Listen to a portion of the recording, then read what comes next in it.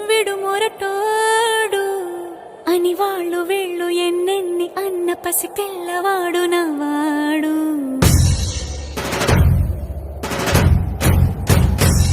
విడుముండోడు అని ఊరు వాడ అనుకున్న గాని మహారాజు నాకు నవ్వాడు.